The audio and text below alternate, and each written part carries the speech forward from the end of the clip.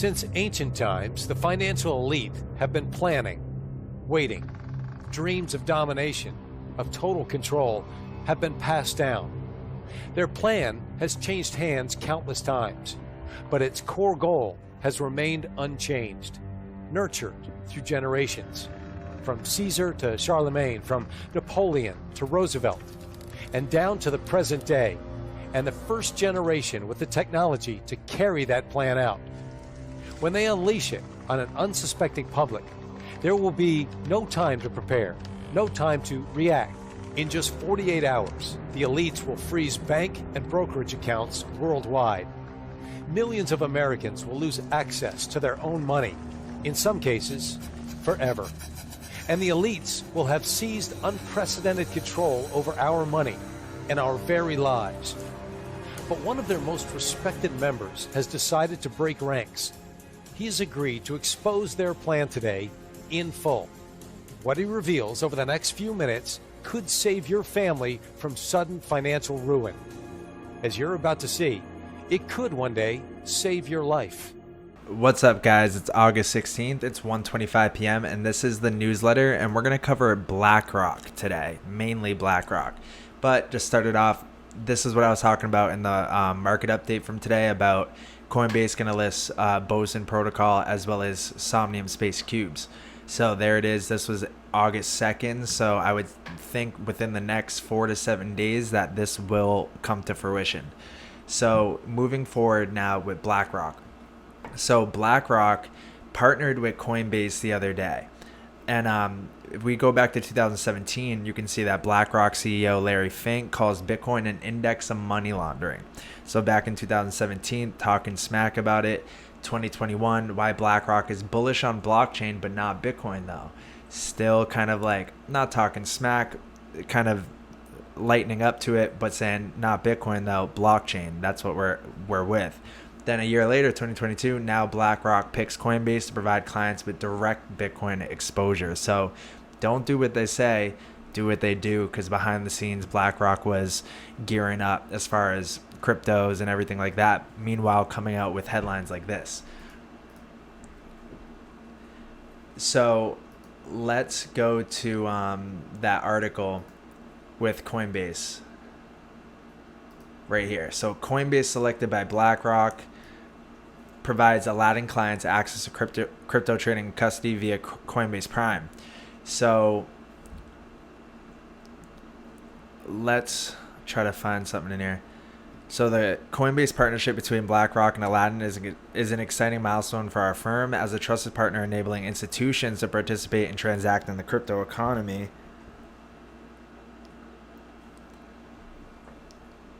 Our institutional clients are increasingly interested in gaining exposure to digital asset markets and are focused on how to efficiently manage the operational life cycle of these assets. This connectivity with Aladdin will allow clients to manage their Bitcoin exposure directly in their existing portfolio management and trading workflows for a whole portfolio view of a risk across asset classes. So they're saying that we're honored to partner with an industry leader and look forward to furthering Coinbase's goal of providing greater access and transparency to crypto.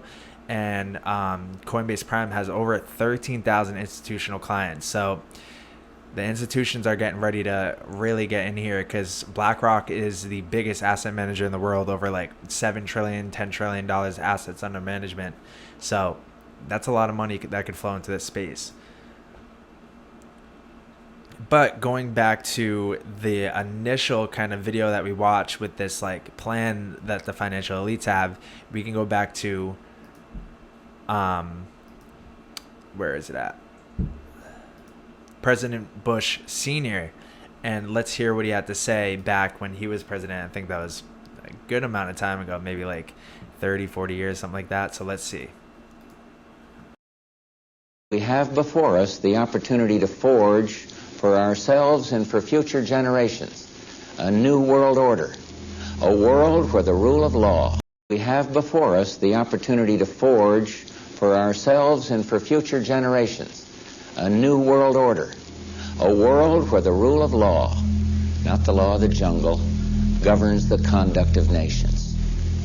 When we are successful, and we will be, we have a real chance at this new world order, an order in which a credible United Nations can use its peacekeeping role to fulfill the promise and vision of the UN's founders. So that New World Order is obviously on our doorstep, and you can even see Klaus Schwab, which is the chairman of the World Economic Forum. This is the same stuff that they're talking about now, same type of verbiage. And George Bush Sr., I think he was way back. When was George Bush Sr. president? Back in 1989. 1989, over what, 30 years ago? And now it's happening today. So let's see what Klaus Schwab has to say. Out, thanks also to the leadership of China in terms of fighting the pandemic, in terms of reinvigorating its economy. We have now a window of opportunity to create this global reset which we all need. This global reset is necessary because we have seen that our policies which we pursued before the coronavirus struck us, that those policies do not create the necessary inclusion of society necessary for harmonious societal development. And they do not create the sustainability of what we are doing. Just think of the global warming, how fast it is developing in the opposite, into the negative direction. So we have a great opportunity at this moment, like we had after World War II, to have in some way a new beginning in our global cooperation, in globalization, in managing our global affairs. So what happened after World War II? So that was the Bretton Woods Agreement, where the dollar was placed as the world reserve currency. It was backed by gold, all that good stuff. So now what are they calling for, right? And you heard him, he said a small window of opportunity, right? So now they're calling for a new Bretton Woods moment, the IMF. So let's pull that video up. Monetary policy in a country, or as it is the case in the Eurozone, within the Eurozone, is defined by the central bank, the Fed, the European Central Bank. And this monetary policy applies to the territory, the jurisdiction. How could central bank digital currency cross borders and go into another jurisdiction? Would that create a risk of currency substitution? So everybody says, I want ECB's CBDC. I want the euro. And these are unresolved issues, but it doesn't mean they cannot be resolved. This is why, from the fund, we are advocating to think about this world of digital money as a global public good. And in a recent discussion in Zurich, where we both were, what we advocated for is to have a public platform. So when protocols are agreed, this public platform can connect different CBDCs. There can be interoperability, the same way you would transfer euros from one country to another. You do it using CBDCs. And I want to start by saying I am also on the board of Ripple, which is XRP, cryptocurrency. And I want to start by saying I am also on the board of Ripple, which is XRP, cryptocurrency. And yes, it is my name on the lower left-hand side of U.S. money. So out of the approximately $2 trillion of U.S. currency in circulation worldwide, my name is approximately on 1.8 trillion. So I can honestly say that no one has made more money than I have. CBDC. So when you have a digital dollar and you have a digital, real, or digital pound, you obviously need to have some way to interact cross-border. Yeah. So I think the BIS call this a multi-CBDC model. One of the ideas is you use a sort of a neutral bridge currency to go from one to the other, similar to the model I explained earlier, with our on-demand liquidity. But the core offering really is not XR. There's no XRP involved. It's the native token is the CBDC. There's other broad brushes with regard to this as well, as to when something is a note, called the Reeves test. As to when something is a note. What's a note? Note. Like what's a note? Note. As to when something is a note, called the Reeves test. So another Bretton Woods moment taking shape. So let's keep going here because there's more to this. So let's see what they're talking about with the United Nations and everything that we're hearing from these clips.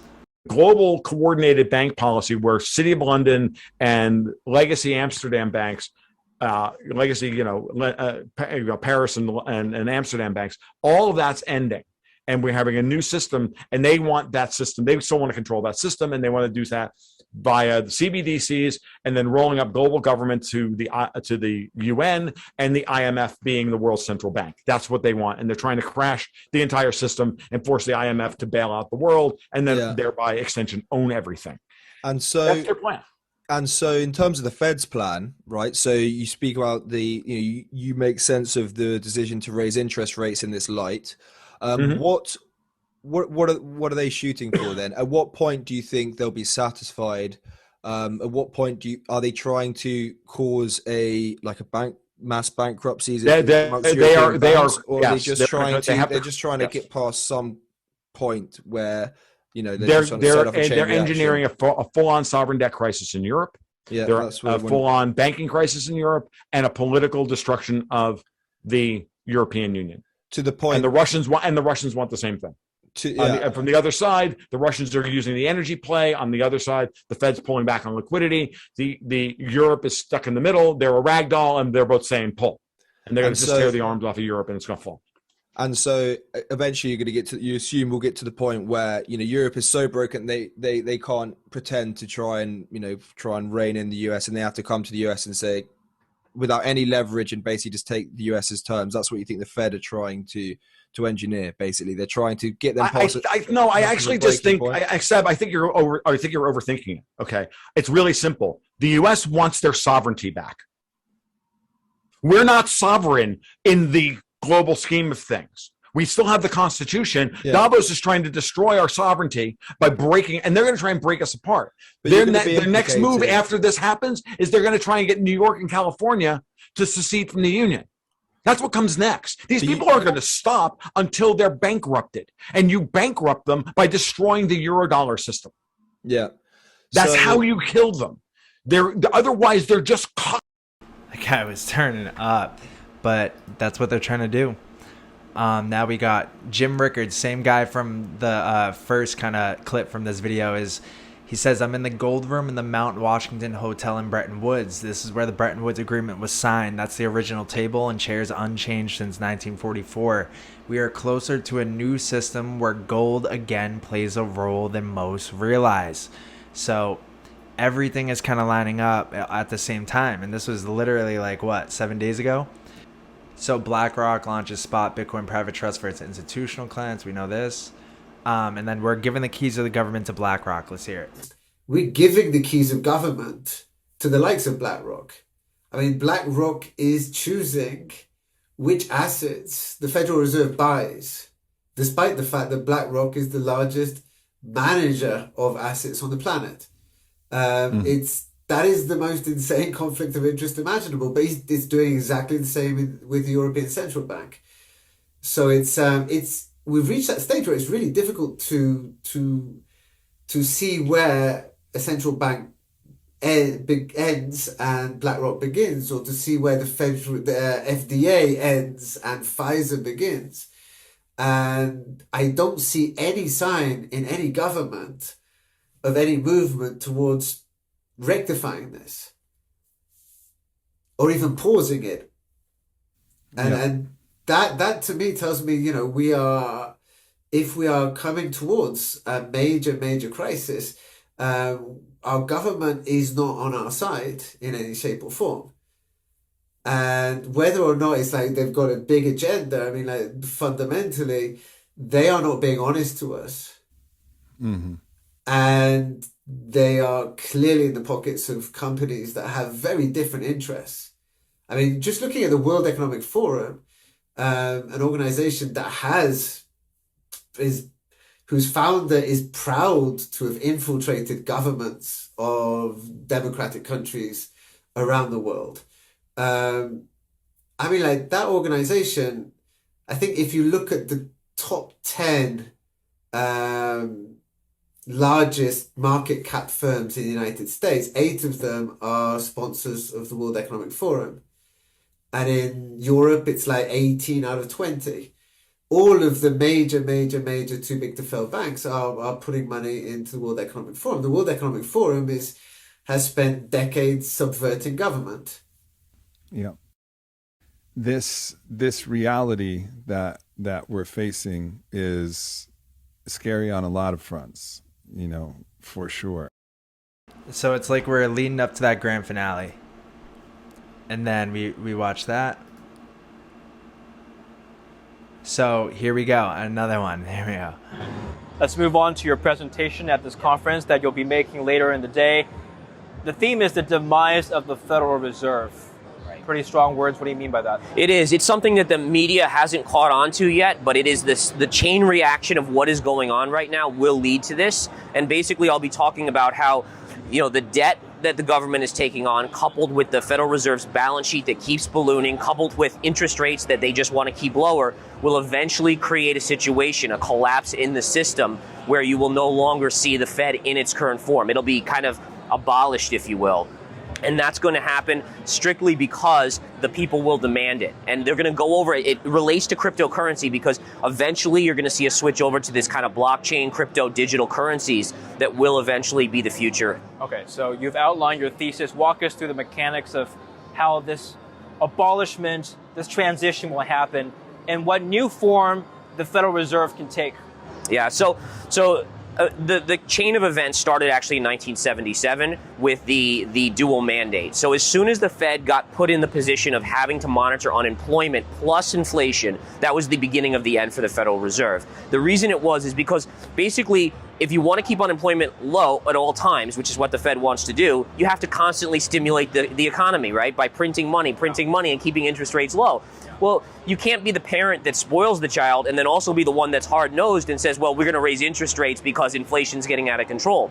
You can't do that. And that was the beginning of the chain reaction that I'll talk about in the presentation. After the collapse, you'll see a new body come up that'll be in charge of the digital currency, whatever it may be, and eventually you'll see this digital currency probably being used all over the world, even as the reserve currency. Same similar kind of storyline we're seeing right now, the same narrative, right? And this has been talked about for 5-6 years now. So like this is what really got me tied into this, was knowing all this stuff and ahead of time, and kind of like every year is like, is this the year? Is this the year? And now more than ever, it seems like we're getting close to that climax grand finale moment. So here's another one right here. What was interesting is that Blackrock at the time published some of the material describing the plan. And if you look at what they are doing, which I would describe as sort of a consolidation of what I have called the financial coup d'etat, the actions taken through the healthcare legal and regulatory system that started in March 2020 were simply part of the going direct reset. And what you watched was an injection of significant money into, I would oversimplify as Wall Street. At the same time, the healthcare rules shut down the Main Street economy. And so you have a shutdown. The little guys are basically shut down by disaster capitalism working through the healthcare system, whereas the big money players get massive amounts of money to go out and engage in global sweepstake, which is buy everything cheap. One of the reasons they can do this is BlackRock is an asset manager who manages, it's one of the largest holders of index funds and retirement savings. And so a lot of the money they're swinging around are individual money or working through pension funds, but that have major positions in every company in America. So if you look at the pharmaceuticals, if you look at all the companies, all the tech companies, BlackRock again and again and again has a big position. So while they're managing all these companies, then the Fed does something absolutely unprecedented. In my world as a financial person, I cannot tell you how shocking it was. They basically turned over operational asset management functions for the Fed and the New York Fed to BlackRock. They just simply delegated. Mm-hmm. This is the equivalent of imagine if the Department of Justice called you up and said, Whitney, we want you to start a company and we're going to turn over different aspects of enforcement for the United States to your company. I mean, it was an extraordinary and very shocking thing. In the meantime, Larry Fink, who's the head of BlackRock, is basically running around the financial world pontificating about social. Same story.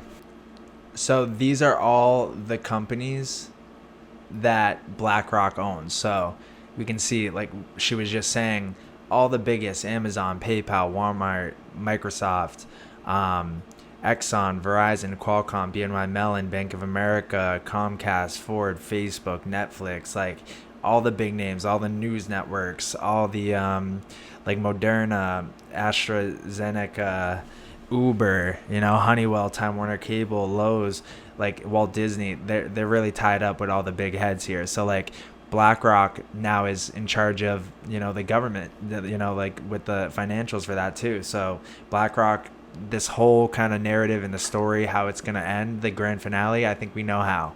That Ice 9 freeze through BlackRock, panic on the streets, system resets, bam, cryptos and blockchains are just like boom, just like that. Will be a flip of the switch moment. So let's see. RippleNet was designed so that customers seeing the benefits of our fiat-based network could flip the switch to ODL once the market was mature enough. And this is exactly what's happening. Flip the switch.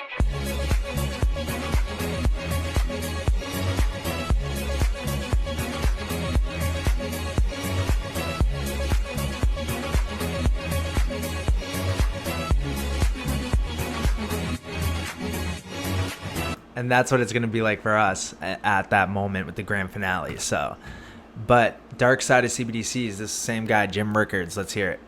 Social media, they said Xi Jinping, right. But you can implement it with a digital currency. This is the hidden agenda, but they got to do two things. One, roll out the CBDC, which they're doing, and get rid of cash. Those two things will go hand in hand. But we will end up worse than Communist China. Communist China, if you're on the bad list, you can't, it's a social credit score. Yeah. You can't buy a plane ticket. You can't buy a train ticket. You can't pay for your kid to go to a good school because you're on the blacklist because you did something on social media that said Xi Jinping looks like Winnie the Pooh, which he does.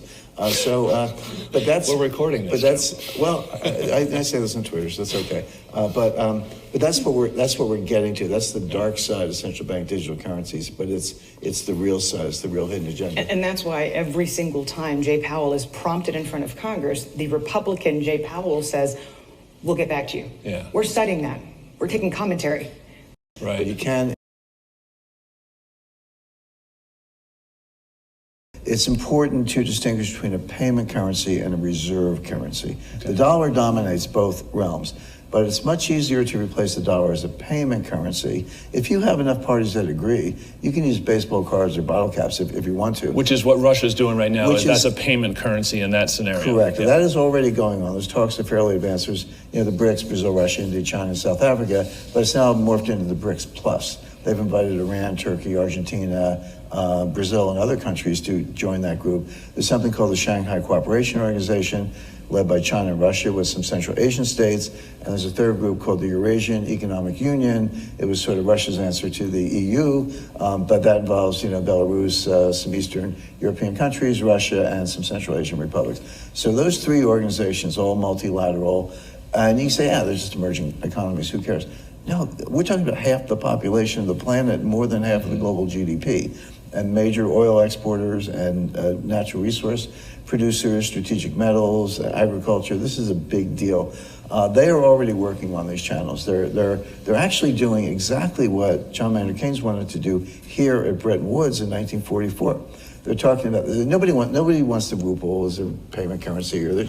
Dude, this is exactly what we learned in Agartha to a T. We learned about John Maynard Keynes. We learned about Bretton Woods. Like, this is exactly why we learned it, because we're seeing history repeat itself in a new shape and form, and we're ahead of the game as far as we know how to profit from it. So this is huge. Chinese yuan, that's not going to happen. Right. But they could invent a totally new currency, call it whatever you want. I mean, John Maynard Keynes did. He called it the Bancor.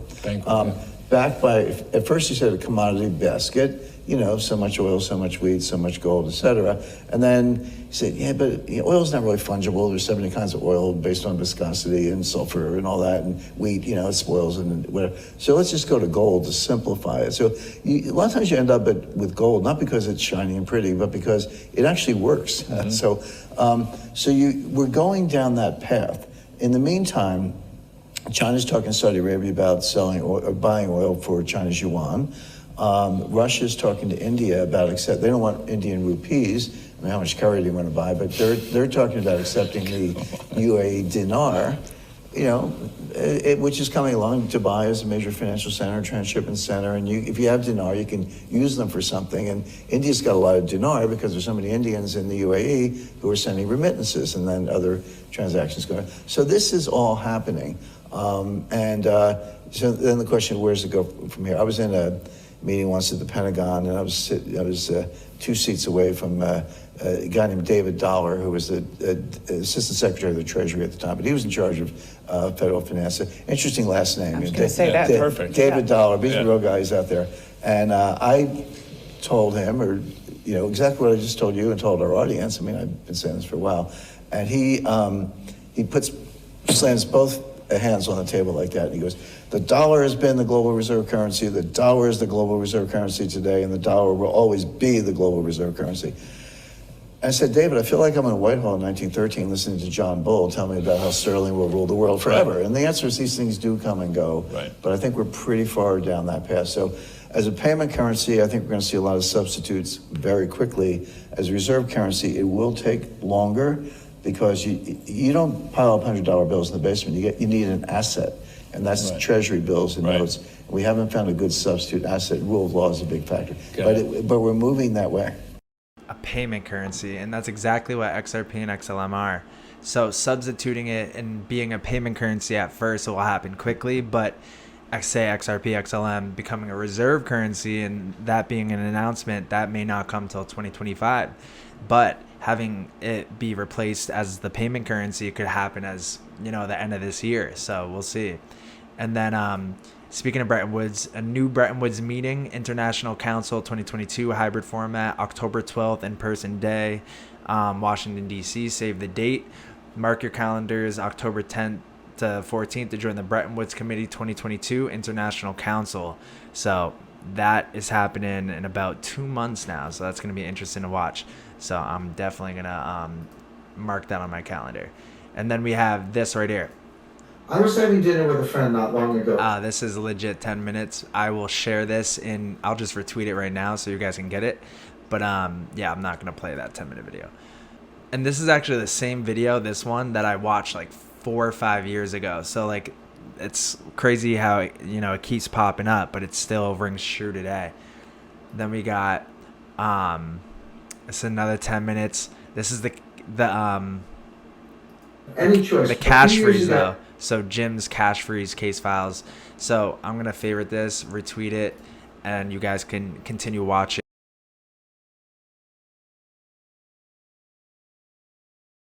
To settle. There is a need, whether it's a Libra or something.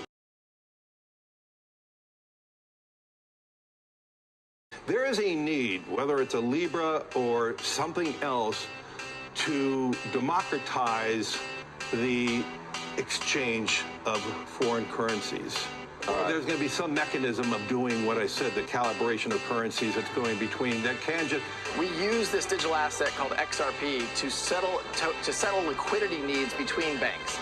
So today there's $27 trillion parked at different banks around the world so they can make payments between each other.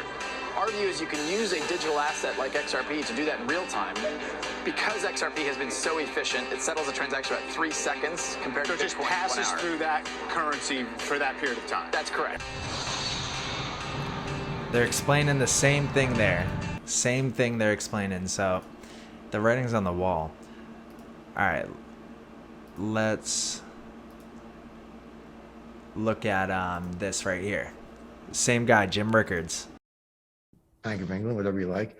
And so it is better, faster, cheaper, but it's also the ultimate surveillance tool. This will complete their surveillance state. They already know enough about us with GPS tracking. You know, you got to turn your cell phone off and stick it in a Faraday sack. And I have a few of those I carry with me if you want to like avoid being tracked in real time.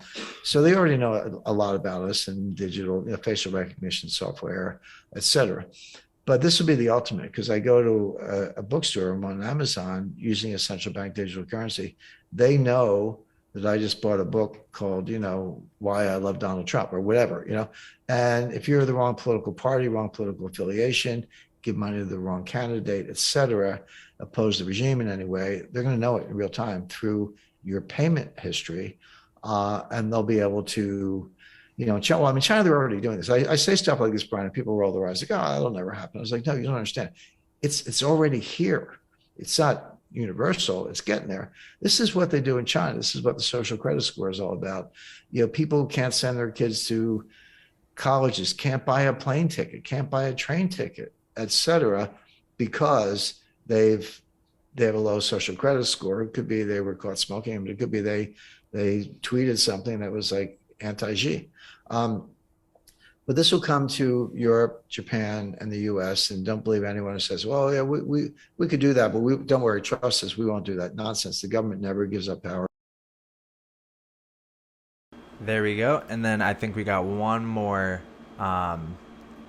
So this is actually a document from the Bank of China just like a week ago. So yeah, a week ago. US translation: Ripple needs to cooperate with SWIFT. Ripple XRP cross-border solution needs to be backed by cash reserves and commodities. Remember what he was saying about that new currency, basket of currency, maybe gold, right? So the Bank of China's outlining it right there. July 25th, 2022. US fintech company Ripple is making cross-border payments. Ripple is one of the leaders. The core business is to use the Ripple network to process cross-border payment and remittance. So established powerhouse SWIFT is positive the pace of innovation accelerating, and new competitors such as Ripple are emerging in the emerging payment space. On one hand, Ripple needs to cooperate with SWIFT in terms of business, technology, etc. for common development. On the other hand, Ripple needs to find the right position and form a differentiated advantage in order to be in the cross-border payment market where there are tigers in front and soldiers in the back growing in. Ripple and SWIFT promote each other and develop together. SWIFT has a wide range of customers and businesses. Constrained by its traditional system structure, SWIFT remittances lack timeliness, and the cross-border payment information chain is long, which is easy to cause information loss. The emergence of Ripple triggered the catfish effect, which caused a ripple in the field of cross-border payments. SWIFT accelerates the pace of innovation and change, launched new products such as SWIFT GPI/Go, and will promote the ISO 2022 message format by the end of 2022. Right there. Yeah, guys, that's huge. And that, since we're on the topic, though, I do want to share a couple more things here. Let me see if I can find it. So gold and XRP. So what will solve gold transportability problem? Not Bitcoin, as it has a tough enough time transporting itself. Now, it certainly does look like Bitcoin. Because we're talking about, you know, the new currency backed by a basket of commodities. So let's see. Is going to survive this. But at the end of the day, when we get that inflation and they reset the current currency into the new currency, do you think they're going to reset it against Bitcoin or Tesla stock or even real estate? No. They reset it against gold money because it has the greatest functionality of any asset. It is used globally in every single area of the economy. And it's finite and it's indestructible. So we can account for pretty much all of the gold that has ever been mined. And there's more than 4,800 cases of currency resets, and 100% of the time they do it against gold. With central bank stimulus weakening the dollar and gold being only about $100 short of its all-time high, a question has started to arise: can gold replace the US dollar as the world's reserve currency? The dollar has enjoyed this status for decades, but since it detached itself from the gold standard in 1971, it's essentially consistently weakened on a macro level. Confidence in the U.S. government and the political system in the U.S. is one of the keys, and gold doesn't have that issue of a loss of confidence. But what it does have is a problem with transportability. That's why it's more likely that a currency backed in gold, or even a digital asset backed in physical gold, could potentially replace the dollar much more easily than the actual physical bar of gold could. Right there, guys, right there. They're laying out the narrative. Let's see if there was national currencies with on a gold standard, just like Russia's done, right? Mm-hmm. But that they wouldn't. It was too cumbersome in the world we live in today to be putting tons of gold on military aircraft and shipping them back and forth between countries to settle up transactions at the central bank level. So why not price a digital asset? Why not use the best one, the most useful, and basically just tie that 1-to-1 to an ounce of gold? And that's where we kind of came up with this, concept that you could see some people sitting around the table going, we're going to go back to a gold standard. We're going to write up these assets. We're going to write up gold into what the implied price already was. And then using XRP to communicate that value digitally instead of having to actually do it physically. With central bank stimulus weakening. Right there, there's the theory. And then let's see if there's any more with that. So this is Russia's financial minister. Когда однополярный мир формируется новая реальность, когда однополярный мир безвозвратно уходит в прошлое, и когда складывается многополярная реальность. Это объективный процесс, его невозможно остановить. Реальность, в которой будет не одна держава править, а в которой необходимо договариваться между всеми ключевыми государствами, которые сегодня имеют решающее влияние на мировую экономику, на мировую политику, и которые при этом, осознавая свое особое положение, обеспечивают базовые принципы Устава ООН, которые начинаются с основополагающего принципа суверенное равенство государств. Никто на этой земле не должен рассматриваться как второстепенный игрок. Все равны и все суверенны. Формируется новая реальность, когда... So that common theme of a new reality is being born, a multipolar world, a shift, a transition from the past to this future world, like a reset, as well as the United Nations keep getting brought up. Remember George Bush Sr. at the beginning following the United Nations mandate, and then this dude saying the same thing right here with the fundamental principles of the UN Charter. We're on to something. We know what's going on. But let's see if there was one other thing. No, I think that's it. So that's it, guys. We talked about a lot here and saw a lot of clips between Blackrock, between New Bretton Woods, between this Ice 9 freeze, and like this whole narrative playing out from a unipolar world to a multipolar world, and this transition that we're on the grand finale. We're heading up to it right now. So that's it for this video. I'll see you guys in the Discord.